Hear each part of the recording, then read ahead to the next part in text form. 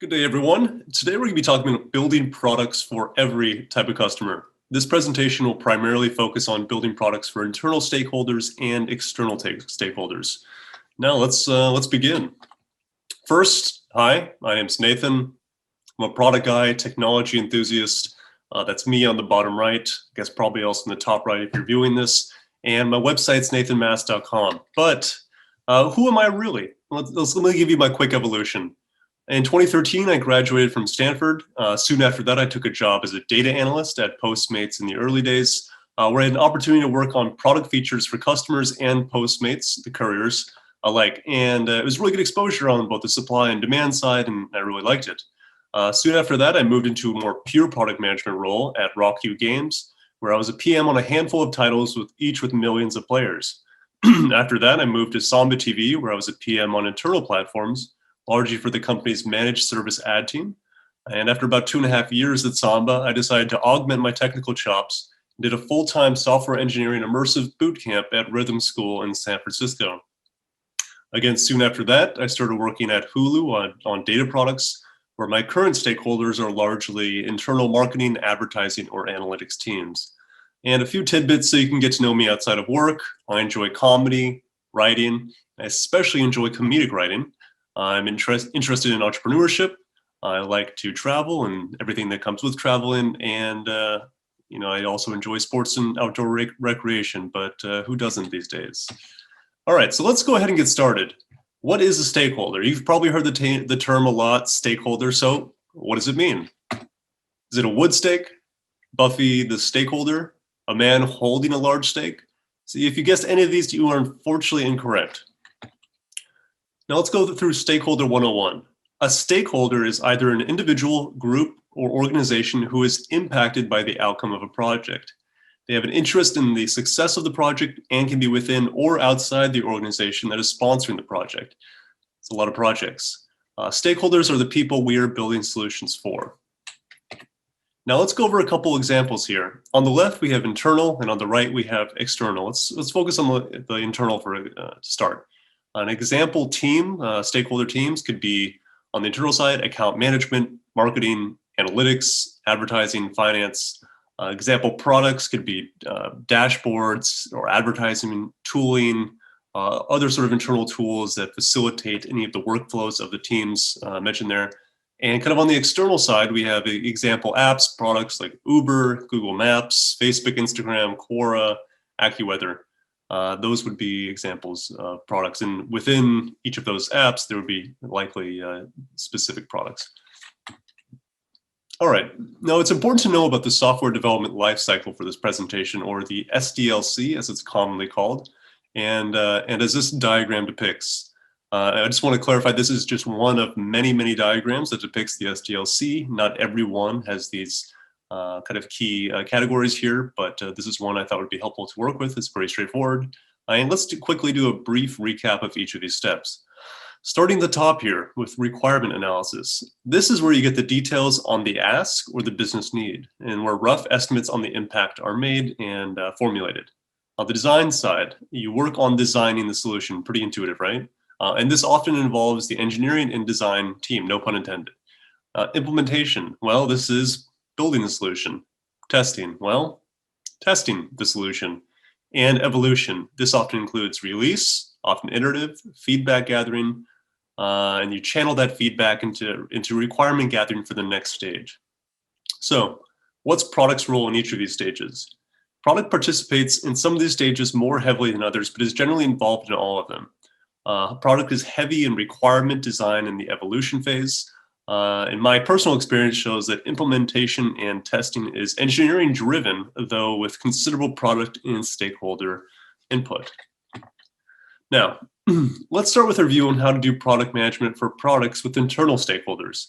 We'll be going through each stage of the SDLC for internal stakeholders. Now, let's start from the inside, starting with requirement analysis. This is a deep section, so I do want to split it into two. Let's start with opportunity analysis. And that is, how do you identify opportunities to deliver value to your stakeholders and hopefully the business at large? Chances are internal users will actually come to you. They might sit next to you. You might know them. You see them at the water cooler. It's very easy to get feedback from internal stakeholders, which is one of the benefits of being a PM working on internal products.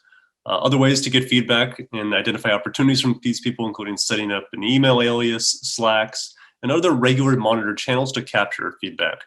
Talk to your users. Weekly meetings or even embedding yourself with the team can help. And identify the levers. For example, if a product X changes in one specific way, what's the business outcome? Then moving on to requirement gathering. What do you need to document to effectively build the case? For each product or potential idea you're working on, try to determine KPIs for those opportunities. And KPIs, those being key performance indicators, should have intrinsic business value. For example, if you increase retention by 5%, you increase your app usage by 1%. And for that 1% app usage, maybe there's some specific monetary value that you're able to tie into that KPI. Next, you want to gather your use cases and user stories. And finally, identify the systems and teams needed to develop and deliver the solution. There's a little more meat in this section, but I think there's a lot of good online resources on how to go about doing requirement analysis. Moving on to the design stage. So this is basically the solution design. And this is really developed in consultation with product design, if it's a front end or UI facing feature, and then engineering teams with details from the previous requirement stage. Ways to go about doing this effectively with internal stakeholders, including in sharing those initial designs with stakeholders. So before any engineering work gets developed, gathering their feedback perception very early on, even if you just have wireframes or something like that, and really don't be afraid to iterate. If they don't like it, that's good to know sooner than later. And reviewing designs before development is especially useful if it's UI feature. The worst thing you want to do is roll out something they haven't seen, or it's very unintuitive, and you can see the shock in their eyes when it's unveiled.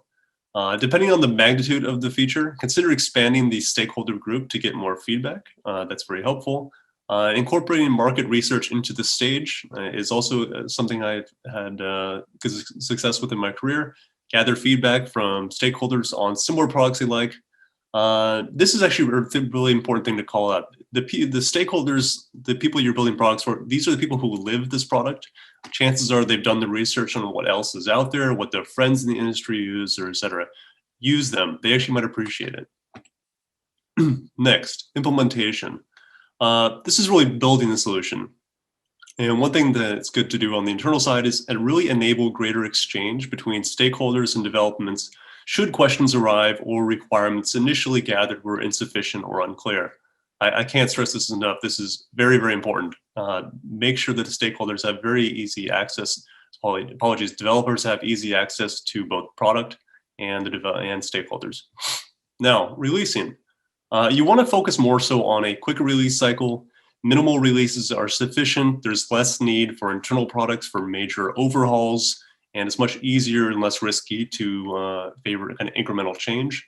And really it helps the goal of being agile.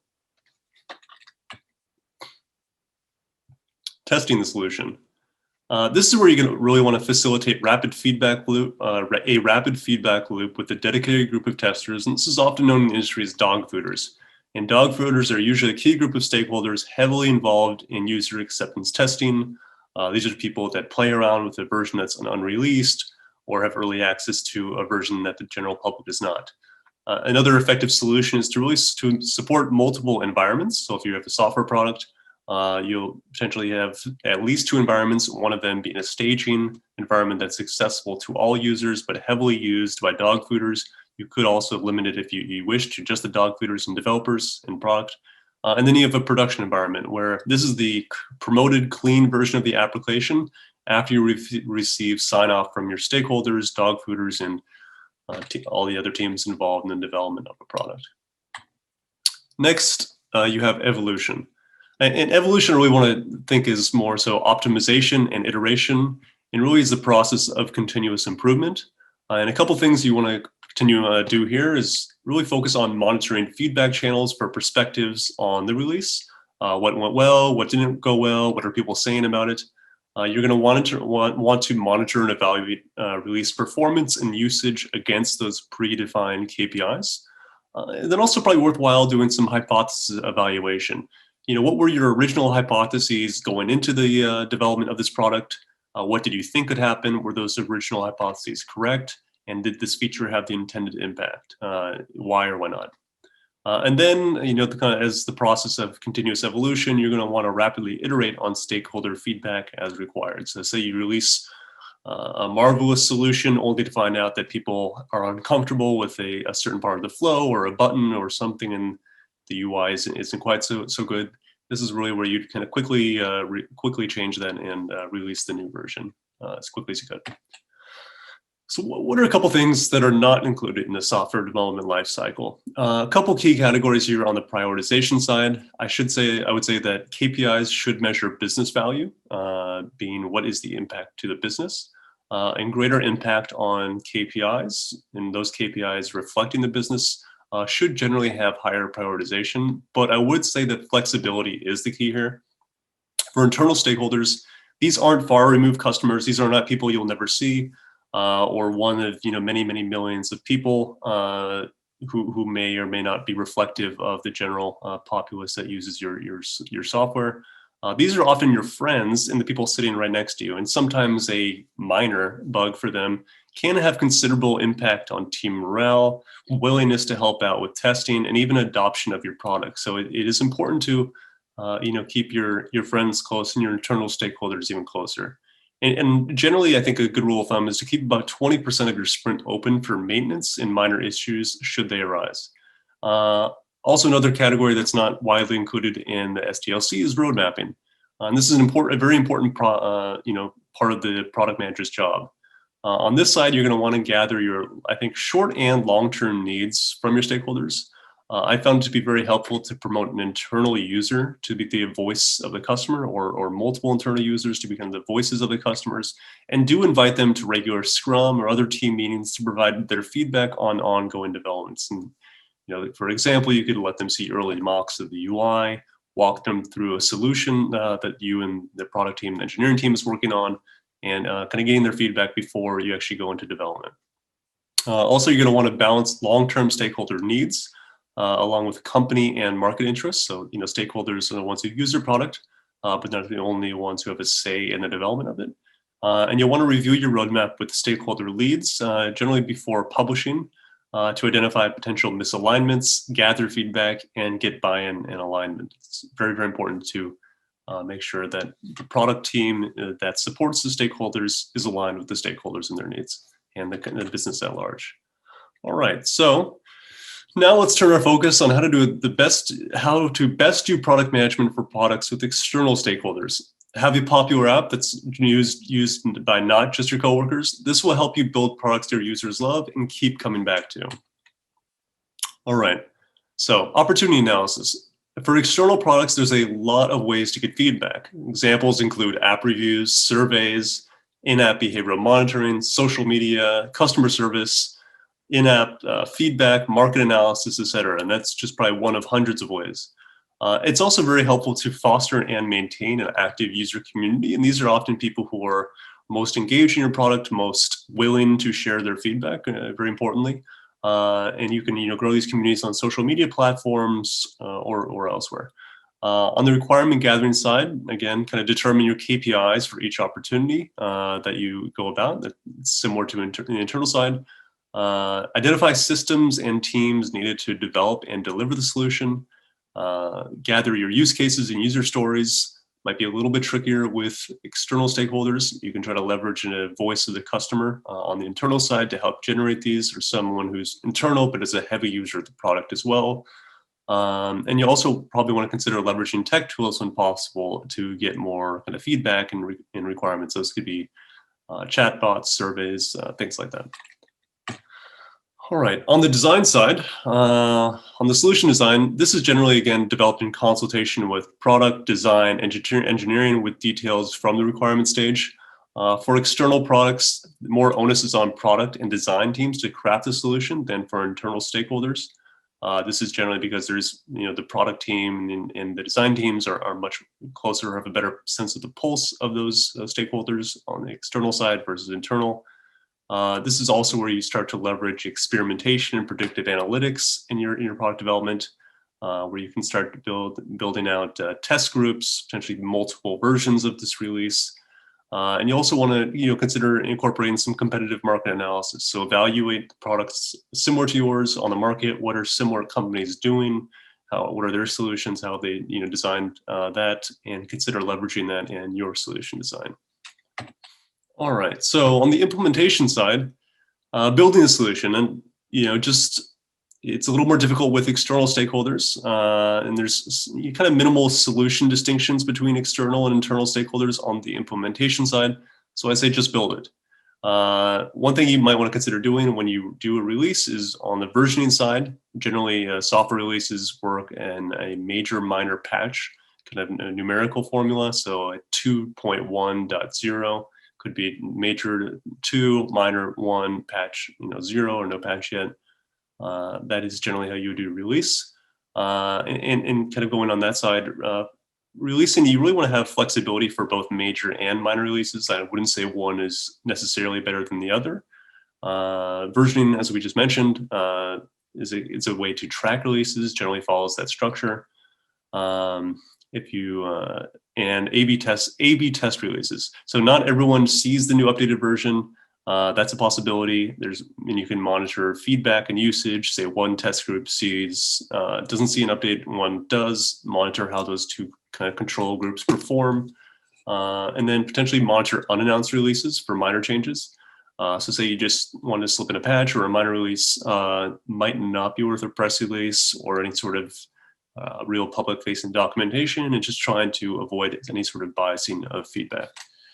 All right, and now on the testing side, testing a solution, again, it's a little trickier with external stakeholders, but you probably will want to follow a similar kind of structure of testing internally with dog fooders.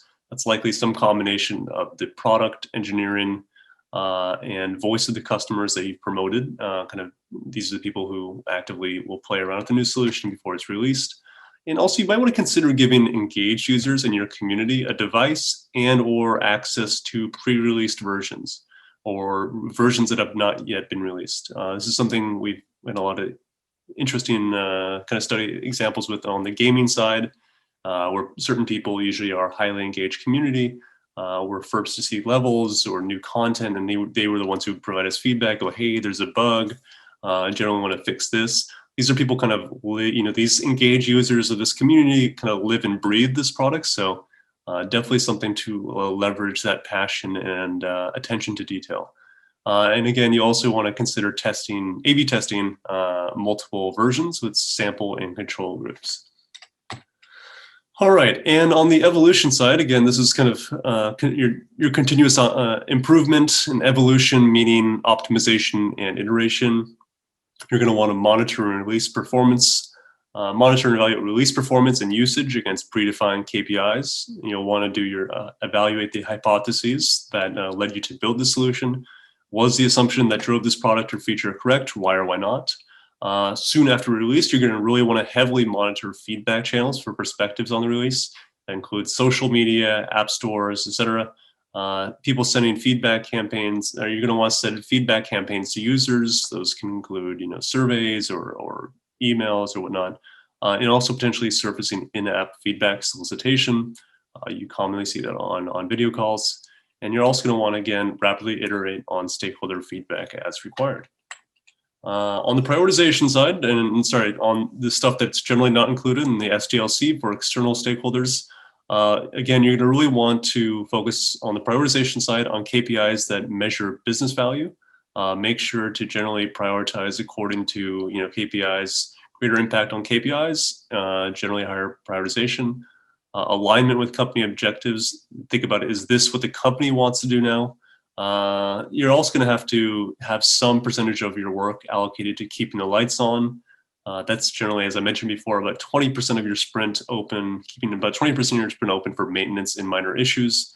And then the potential must-dos that you should consider. Those can be kind of the external exogenous factors, like including, moving off of Flash if you have a website or a browser-based solution, enabling availability on multiple platforms or applications, if that's table stakes for whatever software solution you're building, and not staying in soon-to-be deprecated technology. On the road mapping side, you're going to definitely want to gather any and all needs from your stakeholders, however you can, as we mentioned before. You're going to also want to evaluate and identify these stakeholder needs against business outcomes and company objectives or constraints. One thing I think it's worth mentioning is that stakeholders might not know exactly what they want. That's, I think, really on your job to try to figure out as the PM. One of my favorite quotes from Henry Ford is, quote, "If I had asked people what they had wanted, they would have said faster horses." And customers, I think this is helpful to know, customers can easily describe a problem they're having. In this case, wanting to get somewhere faster with the car, but not necessarily the best solution. So that is really where, a talented PM and a talented team can really understand the customer, understand what the customer really, really wants and kind of their customer intuition and objectives, and build a solution that best services that need, potentially even better than the customer could identify themselves.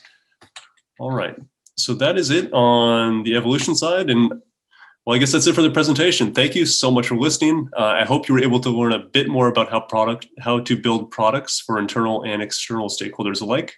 If you have a question or you want to connect, feel free to reach out to me on my website, just nathanmass.com. Have a tremendous day. Thank you so much.